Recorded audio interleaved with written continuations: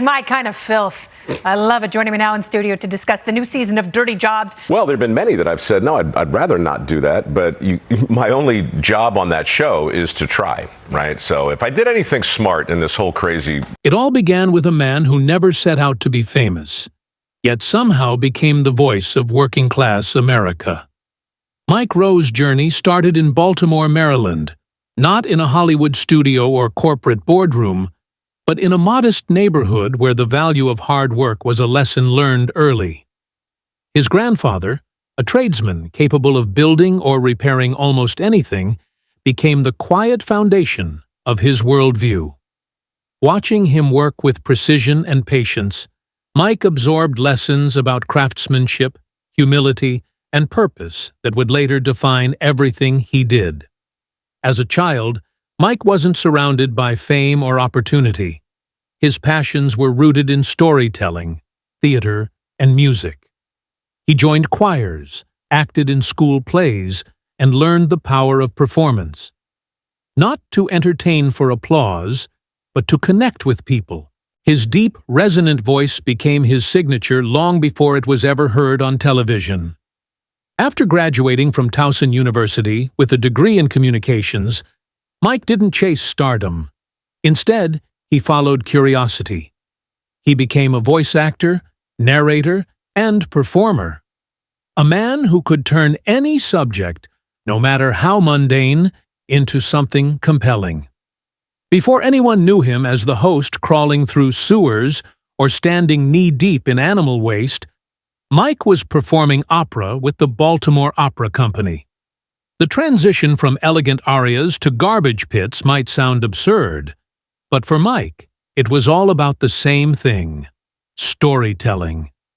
Whether he was singing on stage or talking to a mechanic, the connection mattered more than the setting. His natural ability to observe, communicate, and find humor in the everyday became his most powerful tool. Mike's first big break came not from a high-profile audition, but from a job that few would brag about: selling products on QVC, the home shopping network. It was here that he learned how to think on his feet. For hours at a time, he had to keep audiences engaged, selling anything from jewelry to vacuum cleaners, often without any script. It was a strange training ground, but it honed his ability to improvise, to adapt, and to keep people watching. These skills would later become essential when the cameras followed him into the world's dirtiest workplaces. By the late 1990s, Mike was doing narration work for television. His deep, trustworthy voice began appearing everywhere, in commercials, documentaries, and travel shows. But behind the calm professionalism, he was searching for something that felt real. He wanted to tell stories that meant something.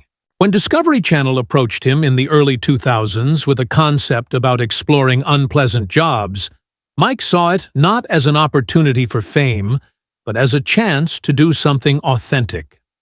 When Dirty Jobs premiered in 2003, it wasn't expected to become a phenomenon. The idea was simple.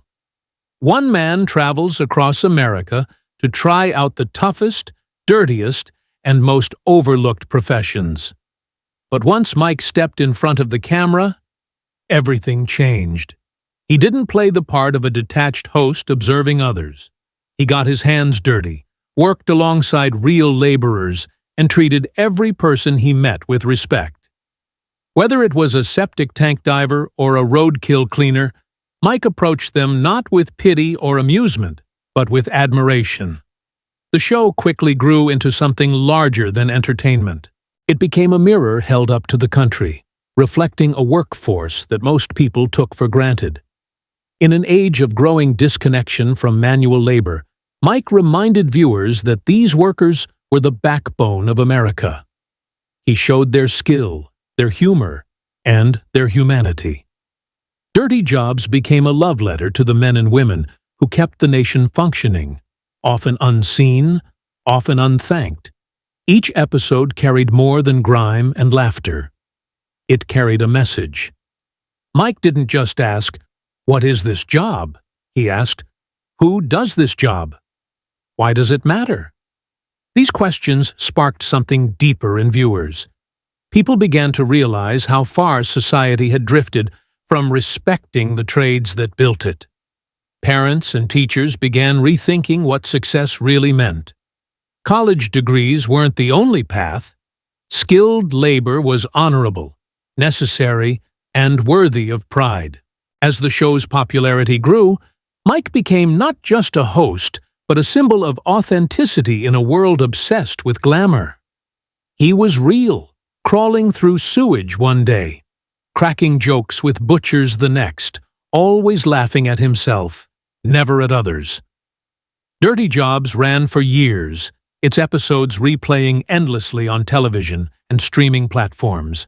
Even long after the original run ended, new generations discovered it and fell in love with its honesty. But when the cameras stopped rolling, Mike's mission didn't. What he had witnessed across America, the shortage of skilled workers, the fading respect for trade jobs, haunted him. So he decided to act. In 2008, he founded the Mike Rowe Works Foundation, dedicated to promoting vocational training and funding scholarships for people pursuing skilled trades. He poured his time, energy, and personal resources into it, determined to close the gap between education and employment. At a time when society pushed college as the only measure of success, Mike challenged that narrative. He argued that America needed plumbers, welders, electricians, and carpenters just as much as it needed lawyers or engineers. Through his foundation, millions of dollars in scholarships helped young people enter trades without the burden of student debt. He spoke in front of Congress, wrote editorials, and gave speeches that inspired both students and educators to rethink what it means to make it. Even as his influence grew, Mike stayed grounded. He launched new storytelling projects, including Returning the Favor, a series that highlighted everyday heroes doing good in their communities. He also began his podcast, The Way I Heard It, a collection of short, powerful stories filled with moral lessons and unexpected twists. Through these platforms, he continued his lifelong mission to celebrate decency, humility, and purpose. Mike's success came not from chasing fame, but from speaking truth. He refused to play politics, often frustrating both sides of the aisle. He focused instead on values: work ethic, responsibility, gratitude, and empathy. His voice became a rare constant in a divided world, cutting through noise with wisdom disguised as simplicity. His Facebook posts, written in his trademark conversational tone, reached millions. They weren't lectures. They were reflections, observations about life, drawn from everyday experiences that reminded people of what really mattered. But behind the calm exterior, Mike carried burdens few knew about. Decades of physically demanding work took a toll. Years of crawling through filth, climbing into tight spaces, and handling dangerous materials left scars, the kind that don't always show. He spoke occasionally about back pain, exhaustion, and the grind of endless travel. Yet, he never complained. His respect for those who worked harder and longer kept him humble. The pressures of fame were a different kind of strain. Every statement he made was dissected online, twisted into political narratives he never intended. His refusal to fit neatly into one ideology made him both admired and attacked. Still, he stood firm, insisting that common sense wasn't partisan. It was simply human. Financially, Mike was comfortable, but not extravagant. Much of what he earned went back into his foundation and advocacy work. He turned down sponsorships that didn't align with his principles, choosing integrity over easy money. He lived modestly and privately, often deflecting questions about his personal life with humor. The solitude, though self-chosen, came with its own quiet challenges. Then came the moment that shook fans everywhere. In a public statement released just moments before the news broke, Mike Rowe revealed that he would be stepping away from much of his public work. After years of speculation about his health and personal struggles, he finally spoke openly. The physical demands, the emotional exhaustion, and the constant expectations had reached a breaking point. His doctors advised rest, and for once, he decided to listen. He explained that the work he loved had come at a cost, not just to his body, but to his peace of mind. The endless travel, the advocacy, the weight of representing millions of workers had taken its toll. He also announced changes to his foundation, passing leadership to a new team who would continue its mission without his day-to-day involvement.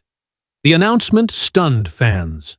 For 2 decades, Mike had seemed unshakable, a man who could laugh his way through sewage and storm. To see him admit vulnerability reminded people that even the strongest among us are still human. His words were raw and honest, filled with gratitude, but also exhaustion. He wasn't saying goodbye forever, just stepping back to reclaim balance, to rest, and to live without constant demands. Reactions flooded in instantly. Fans across the country shared memories, stories, and messages of support.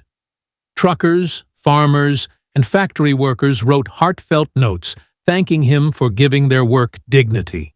Former Dirty Jobs participants posted photos from the set, calling him a friend and a brother. Even celebrities and public figures praised his courage and authenticity. Industry insiders acknowledged what his departure meant. Mike Rowe had reshaped reality television, proving that real life, dirty, dangerous, and unfiltered, could be more inspiring than any script.